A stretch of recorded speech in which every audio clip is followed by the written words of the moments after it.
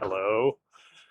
Well, on Tip Time Projects today, uh, on ham radio, I do a net on Monday mornings. It's a weekday morning net on 80 meters. It's kind of a local thing. It hits all the western side of Pennsylvania. Anyhow, band conditions been terrible lately, so I've been using my Heathkit SB200 amp. It's gradually been losing power, and unfortunately, I didn't measure it before it did, but I noticed that I wasn't able to load it enough. The adjustment would go all the way and pretty much bang against the left side. Uh, or counterclockwise stop. So I knew there was a problem with it would have been the band switch, wafer, I believe the front one, when I first did it. And if you watched any of those videos, I think I might have covered that it was kind of half eaten away. So I was assuming it was that, or something was dirty. So I figured since I'm just using it for 80 meters right now, I will just kind of jump that out, make a jumper wire, and run it across the switch and see if that works. And it seems we'll give that a shot. They do make a replacement wafer, but it's like $100. And if I knew that was going to fix the problem and that's all I had to put into it, it'd be fine. But I don't know why the original one was all burned up. And I don't know if that's another problem that I'm going to be looking at again. So probably at some point I will fork out the $100 and then another 300 for tubes, because those are real old tubes that were in there. That's the way I got the thing. So I'm not sure. I think somebody might have been modifying it to work on CB band too. So I put it all back to original, and it works pretty good. But anyhow, so it's losing power. So let's see if I can jump this out. Let's see what happens. All right, this may be more helpful. So what I did here is move that up a little bit. I decided to run a jumper from the back as well. This is actually the part of the switch up front that is burned, but I figured while I'm in here, I'll jumper the back as well, because I'm not going to take it all apart just to clean this switch, and knowing I have bad contacts on that one. So basically from the bottom, where the switch would normally make the contact, up to this capacitor and through ground, I just jumpered it. Basically it comes straight from the coil through the capacitor to ground, and everything else is omitted. Now it's permanently on 80 meters, except for the rear coil, which I'll check that as well. But I'm not going to jump that probably. Let me see if I can get you a better view of what happened up here. It's really hard to see because it's between those coils. But what I did was I basically jumped this to ground. This tuning cap, or the cap. Let's see, this guy here. I made a jumper on the switch. It's underneath these coils. It's kind of hard to see. You can see them at all. You can't hardly see it at all. That's weird. There it is. Now, it doesn't touch the coils and it doesn't touch anything else on the switch. And then the last part of the switch would be back here. And let me see that. I'm just going to clean that. That's really dirty. I'm just going to clean that all up. See if you can see that.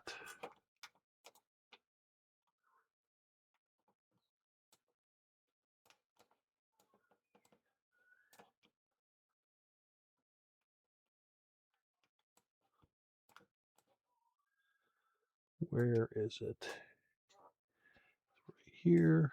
Can you see that? That'll be the third part of the switch. So the band switch has three parts. Let me go down a little bit.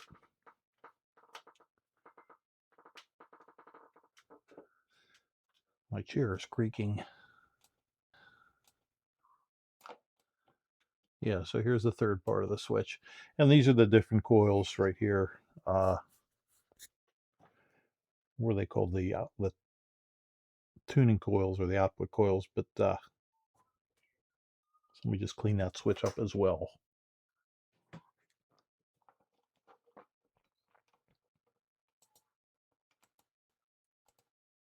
All right, and there is everything that I had wanted to do. So I'll get this back upstairs and see if it will now tune on 80 meters. All right, well, for some reason, I went to turn this on, and a loud snap scares me because I have a feeling it's the power transformer. I looked at the underneath, didn't see anything. I did have it running yesterday without the cover on, and I had no issues. So we're going to bring it up on the variac. Got limit turned on. I'm going to turn this thing on. We'll watch for high voltage. And back on. Alrighty, let's see. Do you have a light on? Yeah, that light's on. All right, I'm showing high voltage. It's starting to come up with only, I don't even know.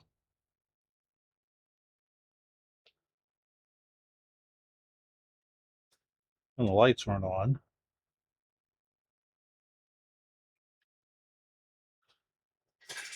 All right, 50 volts. 50 volts, my high voltage is nowhere near what it should be. See the fan starting, the tubes are starting to light up. 71 volts. 82 volts, only drawing a half an amp. 91 volts. 103.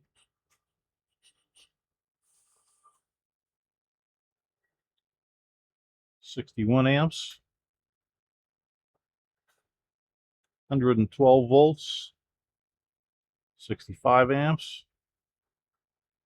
117.68 amps. My high voltage is way low. Let me shut this back on and check these circuit breakers here. Maybe one of them popped. This back off.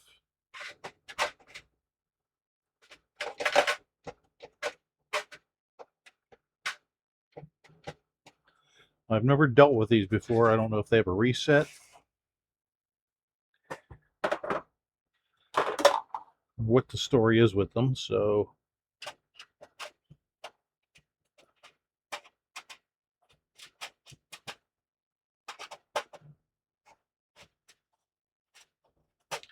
this has the soft start switch in it, or kit in it.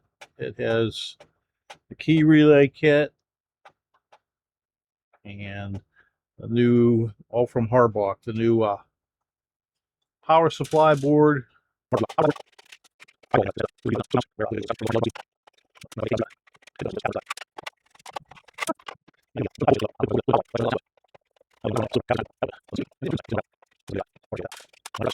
When I first got this,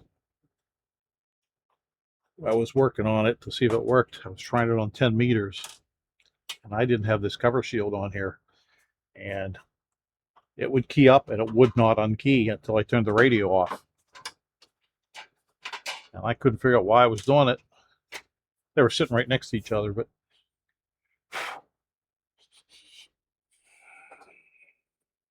all right, let's see.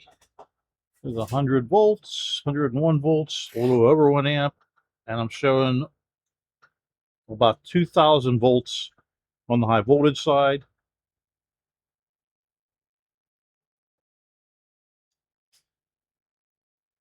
So what was the loud pop then?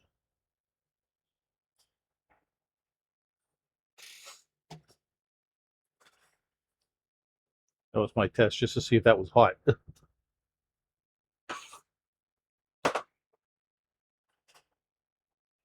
Yeah, there was no key up power or anything. I just turned on the AC mains right here, and boom, 117. We're showing 2,200 volts. That's where it should be. There's nothing. You can see there's no pop or burn marks on that. I'm going to go get the bottom cover and look at that. All right, I made a little label for myself so I'd remember.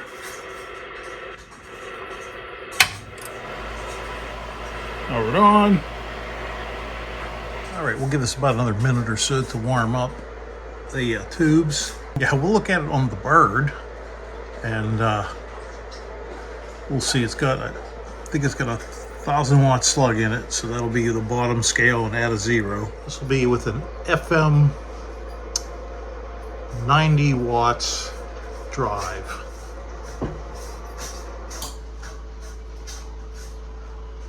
All right, just about 600. Let's look at it on sideband. 1, 2, 1, 2, test. 1, 2. Close to 600. So it's working just fine. I have no idea what that pop sound was when I first turned it on. The only thing I did find was one of the legs had a very long screw in it. And I wonder if it was contacting a relay. There was possibly anything in there, I don't know. But I changed all the screws out, put some smaller screws in. So we'll go from there and find out how it works. I've had no problems, been using it for about a week now. All right, well, there you have it. It doesn't go completely to the counterclockwise stop, but it's still pretty close. But at least now I can peak it, and it looks like I'm putting out probably, I'm gonna say 500 to 600, somewhere in that area. So we'll check it out and see how it works, if it works any better, and we'll go from there. But that was just a quick try fix to get me through the rest of this year, and that's all I ever use it on is the 80 meter band. So we'll see what happens, and maybe get a switch and put it in there, and it'll be a video at some point. So thanks for watching. Take care. Have fun. And don't electrocute yourself if you play with those high voltage amps. They are very, very high voltage. Take care.